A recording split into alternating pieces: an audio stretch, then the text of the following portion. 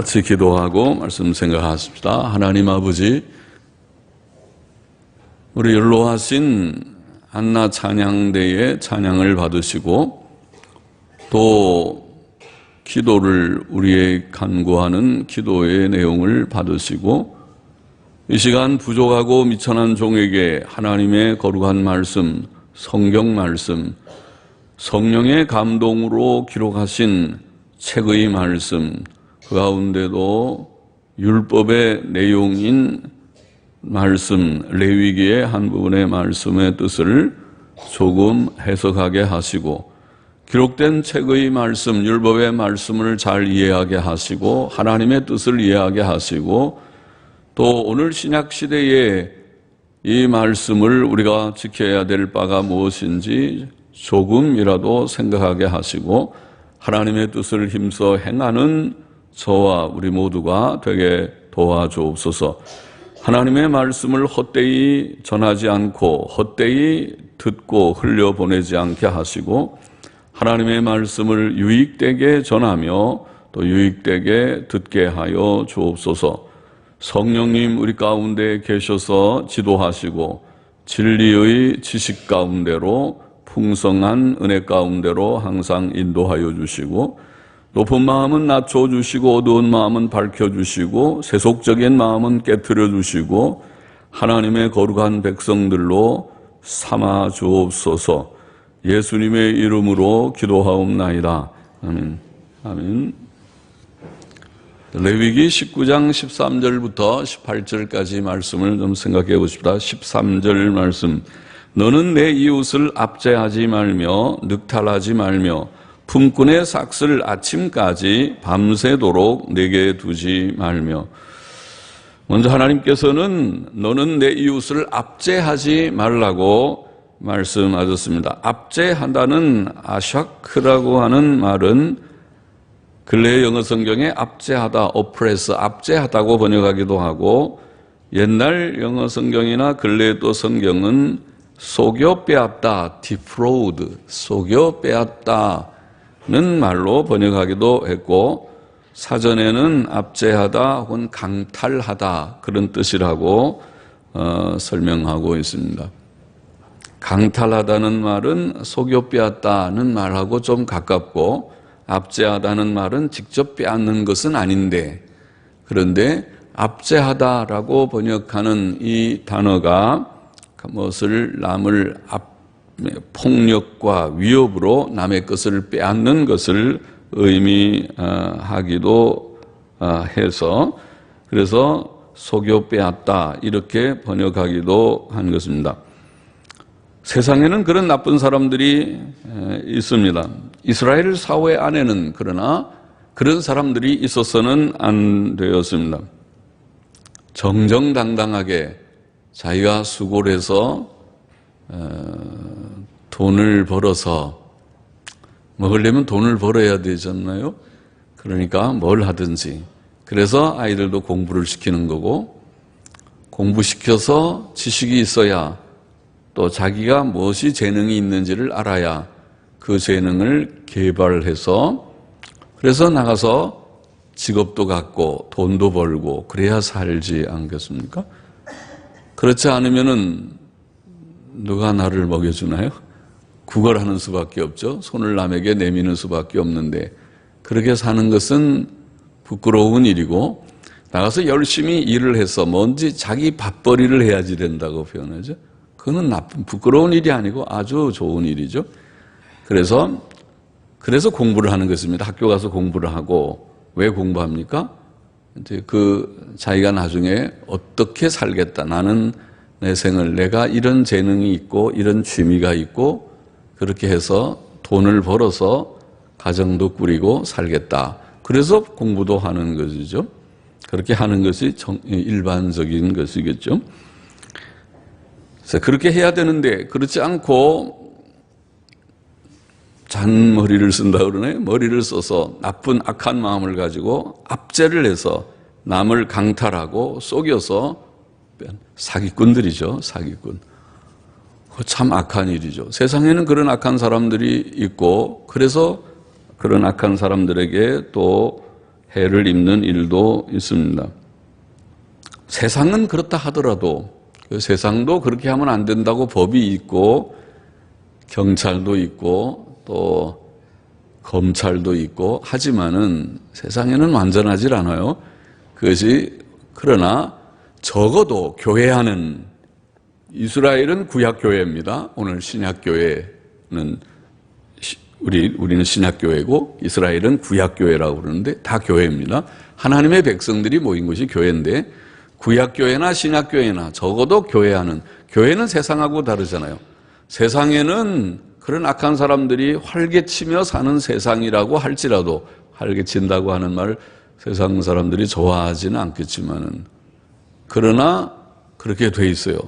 특별히 나라가 독재 정권일 때 그렇다고 그러더라고요. 우리 근래 어떤 성도 거기서 일하고 있는 해외에 거기는 공산 정권인데 그렇게 비리가 많다고 그러더라고요. 거기는 그러니까 뭐 우리가 이북 탈북자들 얘기 들으면은 듣잖아요. 탈북자들이 거기는 온통 전부 다 쏘기고 그래서 하도 이제 어려우니까 쏘겨야 자기네들을 살아가고 뭐 이런 얘기들 들으면은 슬프죠.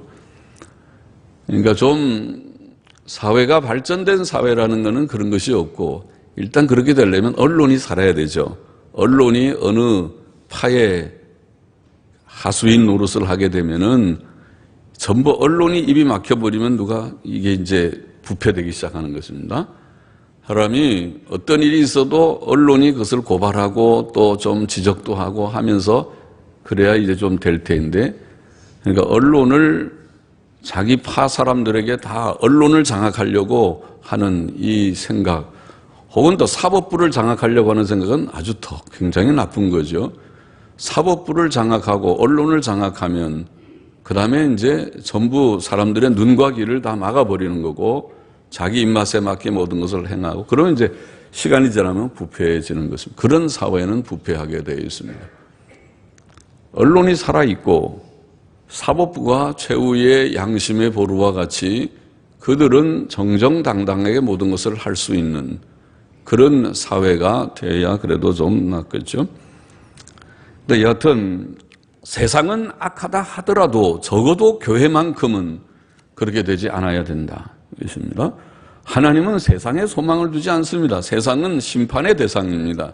그러니까 교회를 만드는 것이 아닙니까? 세상에서부터 나와서 세상으로부터 불러서 구원을 받으라. 이 멸망하는 세상에서 구원을 받으라. 그렇게 해서 교회를 하는 것입니다. 하나님은 교회에 소망을 두지 세상에 소망을 두지 않습니다. 세상에 소망을 두면 심판할 것이 없지요. 세상은 멸망하는 세상이니까 세상에서부터 나와라. 구원을 받아라. 그것이 하나님의 메시지입니다. 교회는 그렇게 돼서는 안 됐어요. 교회는 그런 무질서하고 폭력적이고 교회를 어지럽히는 그런 악한 자들이 교회에 있어서는 안 되고 그런 자들이 활개쳐서는 안 될 것입니다. 그런 것은 단호히 교회에서 제재되어야 할 것입니다. 하나님께서는 또 너는 늑탈하지 말라. 늑탈하다는 이 단어도 강제로 빼앗는다는 뜻이기 때문에 앞에 명령에 좀 내포되어 있기도 합니다. 압제하다고 하면 조금 뜻이 서로 다른 뜻이지만 아까 압제하다는 아샤크라는 말은 강탈한다, 속여 빼앗는다 그런 뜻도 있다고 했으니까 그러면은 늑탈하다, 강제로 빼앗는 것이죠. 그래서 강도짓하는 것이죠. 그와 비슷하게 중첩되기도 한다고 봅니다. 강도짓은 도적질보다 더 나쁜 것이죠. 도적질은 몰래 훔치는 거지만 그것도 나쁘지만 남의 것에 손대면 안 되죠. 남이 그것을 어떻게 수고해서 번 돈인데 당신이 몰래 그것을 그렇게 훔쳐서 당신의 것으로 쓰려고 합니까? 나쁜 사람입니다. 그러죠? 그래서 하나님의 10계명 중에 8계명에 도적질하지 말라 명시한 것입니다. 그런데 도적질이 아니라 강도짓을 하는 것은 위협해 갖고 내놔. 강도의 칼 갖고 내놔. 총 갖고 내놔. 그러고 빼앗는 것이 얼마나 나쁜 짓이죠. 그렇게 하지 말아라. 하나님께서는 또 너는 품꾼의 싹을 아침까지 밤새도록 내게 두지 말라. 품꾼은 누구에게 고용된 일반 노동자를 가리킵니다. 옛시대에는 하루 벌어 하루 사는 노동자들이 많이 있었습니다. 오늘날도 어려우니까 일용직 노동자들이 있는 시대이긴 하지만은, 그러나 사회가 이렇게 어렵게 되기 전에는 보통 직장 취직을 잘 했습니다. 우리나라도. 그래서 기업들이 전부 활성화가 되면 자연히 잘 되지요. 지금은 이제 우리나라가 내년은 더 어렵다고 하죠. 이제는 최저임금을 전부 다 올린다고 해놓으니까 중소기업들이 아우성이라고 하죠. 그리고 이제는 우리가 인원 감축을 해야 경영하겠다고, 오히려 인원이 감축되니 이거는 청년 실업을 해결하는 것이 아니라 청년 실업이 오히려 늘어나게 되는 것이 아닌가 걱정이 되기도 합니다. 그러니까 그거를 강압적으로 하면 시장은 망가지기가 쉽죠. 조금 유연하게 할 필요가 있습니다. 그래서 스스로 자기가 임금이 낮다고 생각하면 거기 그만두고 새로운 직장을 찾으려고 하는 것이 사실은 바람직한 시장 구조입니다. 그래야 자연히 임금 적게 주는 기업들은 사람이 안 가니까 도태돼 버리고, 임금을 적정선으로 조절하려고 기업주도 노력을 하고, 또 피고용인들은 자기가 자유 선택을 해서 좀 더 나은 직장을 찾으려고 하고, 문제는 강제로 임금을 많이 주세요 한다고 문제가 풀어지는 것이 아니고, 그렇게 되면 부작용이 생긴다는 것이죠. 그것은 시장이 돌아가는 그런 좀 방식을 잘 유연하게 잘 적절한 선에서 조정하지 않으면 시장이 망가져 버립니다. 생각 같으면 최저임금을 막 올리면 다 잘 살 것 같지만은 그렇지 않습니다. 그렇게 되면 중소기업이 죽어버립니다. 자영업자들이 우리는 기업 못하겠다고 손 놓습니다. 우리 교회에 그 편의점 하던 집사님들도 그런 얘기 하시더군요. 이렇게 최저임금을 올리면은 지금도 경영을 겨우겨우 하고, 이게 차라리 알바생들이 더 많이 벌고 주인은 버는 것이 더 없는데, 올려버리면은 우리 다 그냥 손 떼어버리고 우리가 알바생으로 들어가는 게 낫겠다. 그렇게 말을 실제로 하니까, 또 식당을 경영하는 사람들도 큰일 났다. 이렇게 좀 올리면은, 안 올리면 또 법에 저촉되고, 올리면 경영이 안 되니 이게 인원을 감축하는 수밖에 없다. 그러면 인원 감축하면 다 어려워지는 거죠. 결국은 그것이 참 조심스럽고 어려운 문제구나. 이것이 단순한 문제가 아니구나. 그런 생각을 하게 되죠. 그런데 여하튼 일용직이 많은 거 좋지는 않지만, 옛날에는 일용직이 많았던 때에 더욱이 하루 벌어 하루 먹고 사는 그들에게 일을 시켜놓고 품삯을 주지 않으면 그들은 어렵다는 말이죠. 오늘날에 월급도 마찬가지죠. 한 달 일했으면 딱 제때에 월급을 줘야 되는데 자꾸 월급을 미루면은, 그러면은 진짜 일하는 사람들은 그거 벌어서 빚도 갚고 먹을 것도 사고 애들 학비도 주고 다 쓰려고 계산하는데, 그냥 미루면은 돈 많은 사람들이야 어떻게든지 살아갈 수 있겠지만은, 진짜 하루 벌어 하루 먹고 한 달 벌어 한 달 먹고 사는 사람들은 어렵다는 말이죠. 그래서 하나님께서는 그렇게 하지 말아라. 제때 주어라. 그렇게 말했습니다. 그 값을, 일을 시켰으면 시킨 값을 정중하게 그날 바로 그 시간에 약속한 대로 지불하고 고의적으로 뒤로 미루어서는 안 된다는 것이죠. 14절 보십시다. 너는 귀먹은 자를 저주하지 말며 소경 앞에 장애물을 놓지 말고 네 하나님을 경외하라. 나는 여호와니라. 듣지 못하는 귀먹은 자를 저주하고 보지 못하는 소경 앞에 장애물을 놓는 것은 하나님 앞에서 매우 악한 일이라는 것입니다. 비록 귀먹은 자는 그의 저주를 듣지 못하고 소경은 그 장애물을 알지 못하고 걸려 넘어지겠지만은, 하나님께서는 다 들으시고 하나님께서는 다 보시고 거기에 보응하실 것이라는 그런 두려운 말씀입니다. 하나님은 소경이 아니시죠. 하나님은 귀머거리가 아니십니다. 하나님을 마치 하나님 없는 것처럼, 하나님이 아닌 것처럼 그렇게 착각하며 살아서는 안 되겠습니다. 두려워해야 되겠습니다. 나는 여호와니라, 나는 여호와니라, 이 말씀 많이 나오는데 그것은 하나님의 명령이라는 것입니다. 이 모든 말씀은 하나님이 하신 말씀이라는 것입니다. 모든 계명의 근거와 권위는 하나님이시라는 것입니다. 그래서 우리가 그것을 두려움으로 지켜야 된다는 것입니다. 하나님께서는 모든 것을 판단하시고 보응하실 것입니다. 15절 보십시다. 너희는 재판할 때에 불의를 행치 말며 가난한 자의 편을 들지 말며 세력 있는 자라고 두어하지 말고 공의로 사람을 재판할지며. 재판은 사람들 상호간에 생긴 문제들의 옳고 그름을 판단하는 것입니다. 재판은 하나님의 행위를 본받는 일이라고 할 수 있습니다.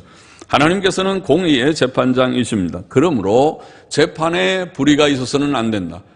공의로운 하나님을 본받아서 재판장들은, 판사들은 공의로 재판해야 한다. 그렇지 않으면 하나님께서 모든 일을 보시고 판단하시고 거기에 상응하는 벌을 내리실 것이다. 그러면서 재판할 때에 불의를 행치 말며 가난한 자의 편을 들지도 말고 세력 있는 자라고 두어하지도 말고, 양면이 다이죠. 오늘날 좌파들의 생각은 가난한 자의 편에 서는 것이 정의처럼 얘기하는데 틀린 말입니다. 그건 정의가 아닙니다. 정의는 가난하든 부자든 올바른 데 서는 게 정의지, 무조건 가난한 사람 편에 서는 것이 정의다, 틀린 말입니다. 또 부자들 앞에 아부하는 것도 틀린 것입니다. 물론 정의는 그런 것이 아니다. 성경은 그렇게 우리에게 가르쳐주고 있습니다. 가난한 자의 편을 들지 말고 세력 있는 자라고 두어하지 말고 공의로, 공의는 가난한 사람이 잘못했어도 잘못이고 또 돈 있는 사람들이 잘못했어도 잘못입니다. 돈이 많기 때문에 봐주는 거 없고 가난하기 때문에 그것이 봐줄 수 있는 그것이 조건이 되는 것이 아닙니다. 가난은 면책 조건이 되는 것이 아닙니다. 가난한 사람도 죄를 지었으면 거기에 벌을 받아야 되고 부자들도 잘못했으면 정당하게 벌을 받는, 이것이 공의라고 말할 수 있습니다. 재판뿐 아니라 모든 일에 있어서 우리는 공정하고 공평하고 공의롭게 처신하고 행해야 할 것입니다. 16절 보십시다. 너는 내 백성 중으로 돌아다니며 사람을 논단하지 말며 내 이웃을 대적하여 죽을 지경에 이르게 하지 말라. 나는 여호와니라. 내 백성 중에 돌아다니며 논단한다는 이 말은, 남을 논단한다고 번역한 이 말은 남을 중상하는 자, 즉 거짓 소문으로 남을 비난하고 헐뜯고 남의 명예를 훼손시키는 자라는 뜻입니다. 영어로는 slanderer 그렇게 표현하기도 하고, 어디였나요? slanderer 혹은 tale bearer, 말 좀 옮기는 사람입니다. 말을, 이야기를 이게 짊어지고 다니면서 이 집 저 집 다니면서 이 얘기 저 얘기하고 말 옮기는 사람을 테일 베어러라고 그러는데, 그것을 사람을 논단한다 그렇게 우리는 번역했습니다. 남을 중상하는 자입니다. 헛소문, 거짓 소문을 가지고 남을 헐뜯고 남의 명예를 훼손시키는 것은 참으로 나쁜 일인 것입니다. 인간 사회에는 그런 것이 참 많습니다. 그래서 율법은 출애굽기 23장 1절에 너는 허망한 풍소를 전파하지 말라. 헛소문을 전파해서 남의 명예를 훼손시키는 일은 참으로 악한 일이죠. 악한 일입니다. 세상에는 이런 나쁜 사람들이 많고 이스라엘 사회에도 그런 악한 자들이 있어서 선지자들의 글을 보면은 그것을 많이 지적했어요. 예레미야 6장 28절 9장 4절에 보면 다니며 비방하는 자들에 대해서 책망했습니다. 그것이 바로 지금 여기 말한 이런 남을 논단하는 자라고 번역한 말입니다. 또 에스겔 22장 9절에도 그런 자를 언급했습니다. 우리말에는 이간을 붙이는 자라고 번역되었지만 같은 단어입니다. 시편이나 잠언도 그런 자를 정죄했습니다. 시편 15편 3절에 보면 여호와의 성산에 거할 자는 그 혀로 참소치 아니하고 그 벗에게 행악지 아니하며 그 이웃을 회방치 아니하는 자라고 말하였습니다. 혀로 참소하고 또 이웃을 회방하고 바로 그런 류의 사람이죠. 시편 101편 5절도 그 이웃을 극히 허는 자를 내가 멸할 것이요 그렇게 표현했고, 잠언에도 여러 구절에 두루다니며 한담하는 자는 남의 비밀을 누설을 하나 마음이 신실한 자는 그런 것을 숨기느니라. 잠언 11장 13절, 20장 19절에도 두루다니며 한담하는 자는 남의 비밀을 누설하나니 입술을 벌린 자를 사귀지 말지니라. 입술을 벌린 자다. 그렇게 표현을 했습니다. 여기에 두루다니며 한담하는 자가 바로 같은 단어입니다. 신약 성경도 이 점에 대해서 주님 자신이 말씀하시기를 비판을 받지 아니하려거든 비판하지 말라. 너희의 비판하는 그 비판으로 너희가 비판을 받을 것이요 너희의 헤아리는 그 헤아림으로 너희가 헤아림을 받을 것이니라. 어찌하여 형제의 눈 속에 있는 티는 보고 내 눈 속에 있는 들보는 깨닫지 못하느냐. 매우 비판은 신중하게 꼭 필요할 때 우리가 하지만은 진리에 관계되고 하나님의 명예에 관계될 때에 우리가 잘못된 오류나 이단이나 이런 문제들을 말하기는 하지만은 사사로이 우리가 인간관계에서 이 사람 저 사람을 논평하는 일은 매우 조심하는 것이 필요하다. 디모데전서 3장에 보면 장로와 집사의 아내들의 자격에 대해서 말할 때에도 단정하고 참소하지 말며 그런 말씀이 있죠. 이제 참소한다는 것이 거짓말로 남을 헐뜯는 것을 말합니다. 또 에베소서에도 너희는 모든 악독과 노함과 분냄과 떠드는 것과 회방하는 것을 모든 악의와 함께 버리라고 에베소서 4장 31절에 말씀했고, 베드로 전서 2장 1절에는 모든 악독과 모든 괴율과 외식과 시기와 모든 비방하는 말을 버리라고 말합니다. 성도는 회방하는 일, 즉 남을 비난하고 헐뜯는 일을 버려야 한다고 성경은 교훈했습니다. 또 오늘 본문에 보면 하나님께서는 내 이웃을 대적하여 죽을 지경에 이르게 하지 말라고 말씀하셨습니다. 우리는 이웃이 잘못을 하면 그를 책망할 수 있지만 그를 죽음에 내몰 정도로 해서는 안 된다는 뜻입니다. 부모가 자녀를 책망하는 것은 그를 죽여버리려고 책망하지는 않죠.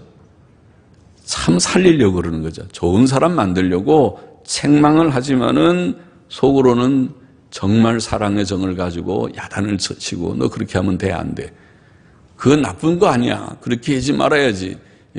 종아리 걷어 매를 때리는데 그것은 잘 되라고 때리는 것입니다.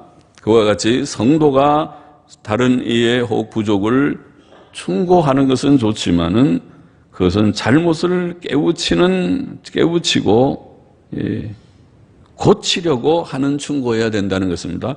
남을 아예 죽여버리려고 저렇게 해서 매장시켜버려야지 저 아주 나쁜 사람이라고 온데 전부 다 외쳐서 저 사람은 아주 매장시킨다. 그렇게 하는 비난은 아니어야 된다는 것입니다. 여기 이 말씀을 보면 그거는 진짜 사랑이 없는 건 악한 거잖아요. 남 죽이려고 하는 것이고 남을 살리려고 하는 것은 그냥 충고하는 거죠. 충고하고 어느 정도 깨달았으면 됐습니다. 내가 지금 충고하려고 하는 목적은 바로 그 선입니다. 그 선을 넘어가서 그 사람 아예 죽여버리려고 하면 그는 충고가 아니라 남 죽이는 것입니다. 그래서 남을 깨우쳐서 바로 깨닫고 좋은 사람 되게 하고자 하는 것이 목적이어야 되고 정도의 선이 있는 것이다. 17절에 보면 너는 내 형제를 마음으로 미워하지 말며 이웃을 인하여 죄를 당치 않도록 그를 반드시 책선하라. 형제를 마음으로 미워하는 것도 일종의 살인이라고 신약성경이 가르쳐 주었죠. 살인은 미움에서 시작되기 때문입니다. 살인은 이미 미움은 마음의 살인이라고 할 수 있기 때문입니다.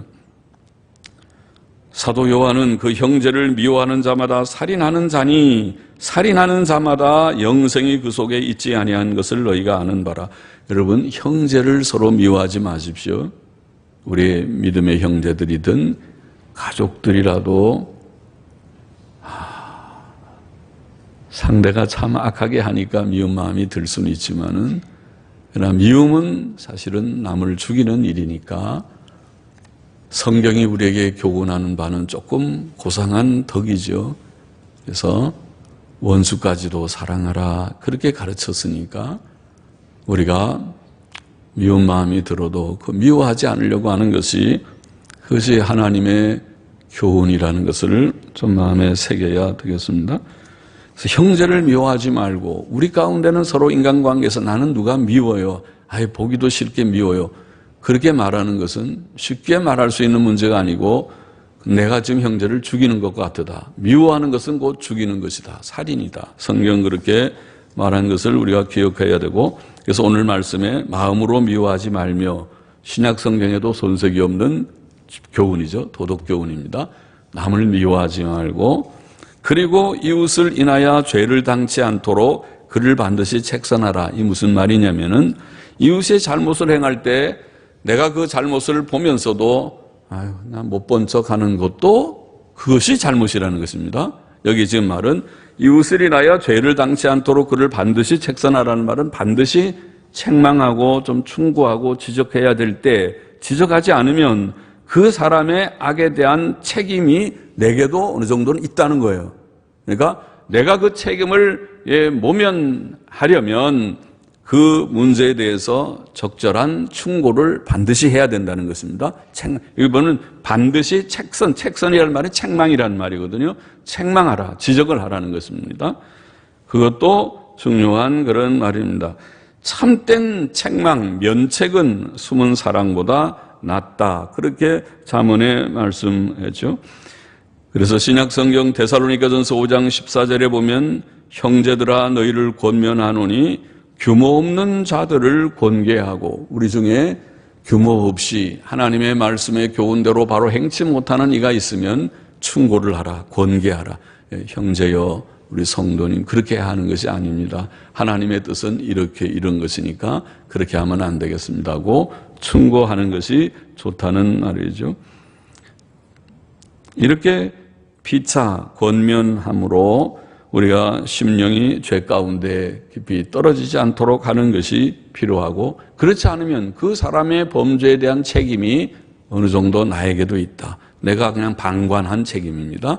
내버려 둔 책임입니다. 저 사람 잘못인 걸 알면서도 좀 가서 붙들어 주지 않은 그런 책임이 내게도 있다. 그런 말입니다. 18절 보십시다. 원수를 갚지 말며 동포를 원망하지 말며 이웃 사랑하기를 내 몸과 같이 하라. 나는 여호와니라. 원수를 갚지 말라. 그렇게 말했습니다. 하나님께서는 원수 갚는 것을 우리에게 허락하지 않으셨습니다. 하나님께서 악에 대해서 보응하실 것입니다. 우리가 그렇게 하여야 될 그런 위치에 있지 않다고 성경은 말합니다. 잠언 20장 22절에 보면 너는 악을 갚겠다 말하지 말고, 그렇게 말했습니다.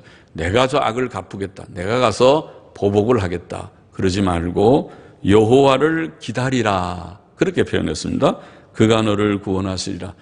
우리가 남이 나에게 악을 행했으면 하나님께서 다 아십니다. 보시고 그렇게 악을 행한 사람은 오래가지 못해요. 오히려 두려워요. 하나님 저를 불쌍히 여겨주세요. 저 큰일 났습니다. 저 이제 며칠 못 가서 하나님이 천벌을 내리면은 진짜 모든 것이 다 파멸인데, 저자가 저걸 깨닫지 못하는데 불쌍히 여겨주세요. 그렇게 기도하는 게 낫지. 그렇지 않으면은 악을 행한 사람 며칠 못 가서 그가 큰일 당합니다. 큰 문제가 당합니다. 죽습니다. 죽어버립니다.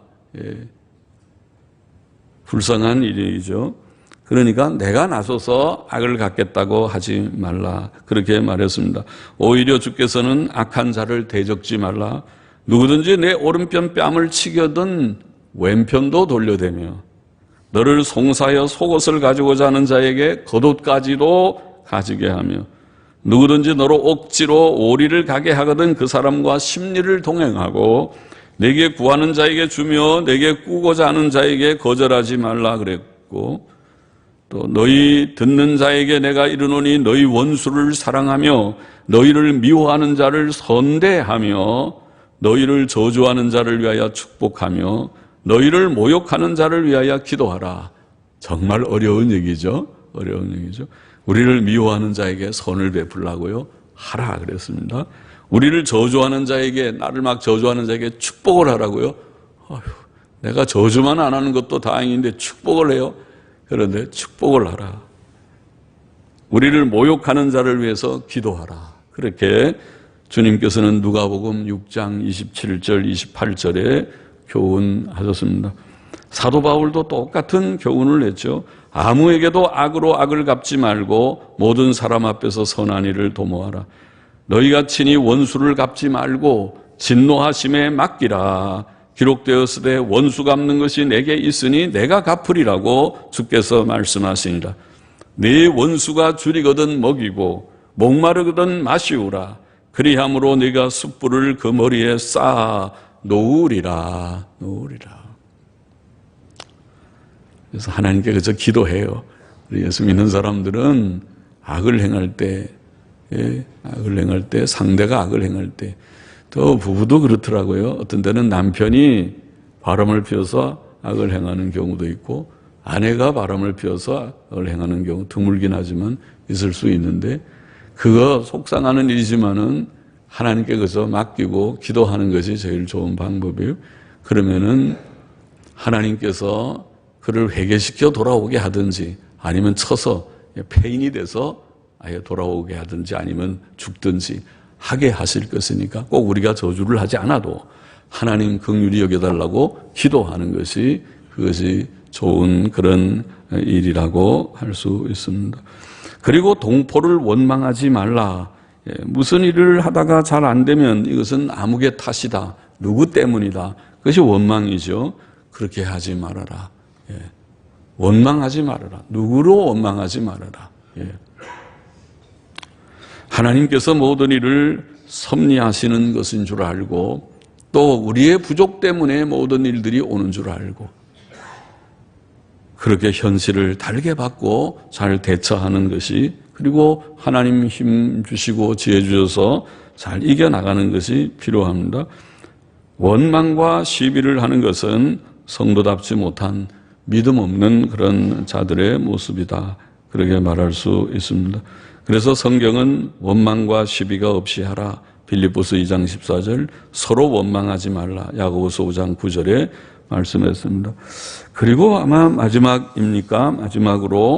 이웃 사랑하기를 내 몸과 같이 하라, 이렇게 말씀했는데 바로 이 구절에 레위기 19장 몇 절입니까? 18절에 있는, 끝에 있는 이 말씀을 주님께서는 하나님의 계명 중에서 가장 중요한 계명이 무엇입니까? 어떤 제자가, 어떤 사람이 질문할 때 둘 중 두 가지를 말했죠. 첫째가 제일 중요한 것이 하나님을 마음을 다해 사랑하는 것이고, 두 번째가 이웃을 내 몸과 같이 사랑하는 것이다. 그것이 모든 하나님의 율법의 핵심이라고 말씀했습니다. 바로 이 구절을 말씀했어요. 그래서 이웃을 내 몸과 같이 사랑하라. 사실은 사랑이 하나님의 계명의 요점이라고 했습니다. 오전에도 제가 그런 말씀 좀 했죠. 사랑은 율법의 완성입니다. 그래서 이 사랑은 하나님을 사랑하는 사랑 첫째고, 그 다음에 인간을 사랑하는 사랑입니다. 그래서 인간 사랑은 먼저 형제 사랑, 우리가 주 안에서 믿음의 형제된 형제들, 또 우리의 가장 작은 단위인 가정이라고 하는 가족들을 먼저 사랑하는, 내가 가족을 얼마나 사랑했는가 한번 살펴보십시오. 그래서 우리가 정말 하나님의 사람들이라면 그것부터 실천해야 됩니다. 그래서 우리가 가정에서부터 내가 사랑을 실천하고, 남편은 아내를 사랑하고, 아내는 남편을 사랑하고, 자녀는 부모님을 공경하고 사랑하고, 부모는 자녀들을 정말 잘 배려하고 사랑하고, 그것을 잘 하지 못하는 사람들이 요즘에는 들어 있죠. 다 자기 행복을 위해서 산다고 가정 자체를 귀찮게 생각하고 가족들에 대한 의무를 저버리고 엄마도 자기 일에 바빠서 애들 다 챙기지를 않고, 아내도 그렇고, 남편도 그렇고, 이게 집들이 해체되는, 가정이 해체되는 그런 일들이 들어 있죠. 그래서 그렇게 해서는 안 되겠습니다. 하나님의 뜻은 우리가 사랑을 실천하는데 이것은 가정에서부터 먼저 실천하고, 또 교회는 예수님 믿고 구원받은 사람들의 모이는 곳이 교회인데 이것이 연습장입니다. 사랑을 서로 정중해, 말도 곱게 서로 하고, 또 상대를 배려하고, 말수를 좀 죽이고, 또 우리가 봉사도 좀 참여하고, 이런 것들이 실천이라고 할 수 있겠죠. 사랑을 실천하고, 또 나아가서 믿지 않는 영혼들을 불쌍히 여겨서 저들에게 전도하고 인도하는 것도 귀한, 진짜 중요한 사랑의 행위가 아닙니까? 그래서 이런 것들이 사랑의 실천이라고 할 수 있습니다. 그래서 이웃 사랑하기를 내 몸과 같이 하라. 오늘 여기에 우리가 구절은 몇 절 안 되는 것 같지만은 여기에 나와 있는 한 절 속에도 몇 개씩 나와 있으니까 전부 다 꼽아보면 12개쯤의 교훈들이 다 들어있어요. 다 우리가 자세하게 생각할 수는 없지만 간단하게 좀 우리가 살펴보았습니다. 그래서 이웃을 폭력으로 위험하거나 위협하거나 무엇을 빼앗거나 강제로 빼앗고 하는 것은 나쁜 일이라고 그렇게 하지 말라. 또 우리가 일을 시키면 그 싹을 뒤로 미루지 말고 정한 때에 속히 주도록 하라. 다 오늘날에도 지켜야 될 일이죠. 또 못 보고 못 듣는 이웃을 저주하거나 해치지 말고 모든 일을 공의로 판단하고 처리하고, 또 다른 사람을 거짓되이 헐뜯고 비난하는 남의 명예를 손상하는 그런 악한 일들을 하지 말고, 남을 우리가 책망하지만은 죽을 지경에 이르게 해서는 안 되고, 또 형제를 마음으로 미워하지 말고 형제의 잘못을 보면서 지적하지 않고 내버려 두는 것도 책임을 면할 수 없는 잘못이 된다고 말씀했고, 원수를 갚지 말고 이웃을 원망하지 말고 또 이웃을 내 몸과 같이 사랑하라고 교훈했습니다. 기도하십시다. 하나님 아버지, 오후에 레위기의 이 본문의 말씀을 좀 읽고 그 뜻을 조금 생각해 보았습니다. 아버지, 주께서 옛 시대에 주신 교훈이지만은 오늘 시대에도 여전히 유효하고 우리가 힘써 지켜야 할 우리의 생활 지침이 될 만한 말씀인 것을 아옵니다. 주님, 우리가 주 안에서 정직하고 또 선한 자들이 되고 또 사랑이 있는 자들이 되어서 하나님의 공의와 사랑을 우리가 본받아서 우리도 정직하고 또 선하고 사랑이 있는 인격자들이 되기를 원합니다. 우리의 부족을 긍휼히 여겨주시고 날마다 주의 아름다운 형상을 이루어가는 저와 우리 모두가 되며 우리 가정들이 되고 우리 교회가 되게 하여 주시옵소서. 예수님의 이름으로 감사하며 기도하옵나이다. 아멘. 아멘.